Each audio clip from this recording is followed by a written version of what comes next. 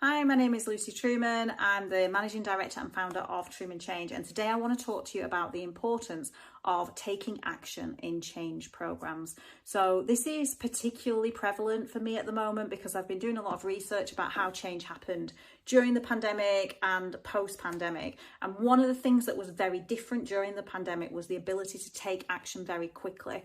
And obviously a lot of that was very contextual to the situation that we were in at the time, but I do think there are some important lessons to be learned and some reflections to be had around what that means for change going forward.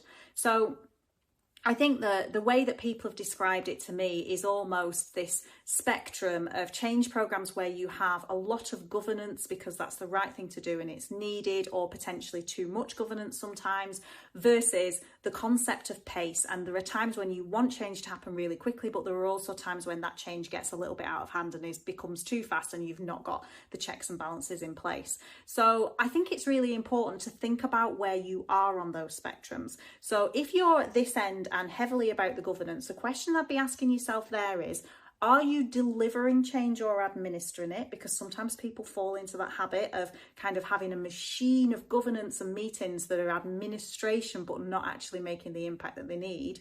And if you are at this end of the spectrum and you're all about the pace, remember that can be really exciting for some people, but it can also lead to things like burnout, not making the best decisions, being in a very reactive place. So there are strengths and weaknesses to both ends of this.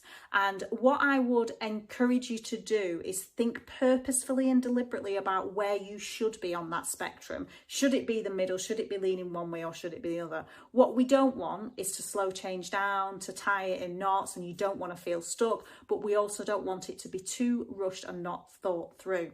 So not an easy answer, I'm afraid, and there's a bit of looking in the mirror and thinking about your personal style as a leader, what you might be promoting, but also what kind of habits you've just ingrained with.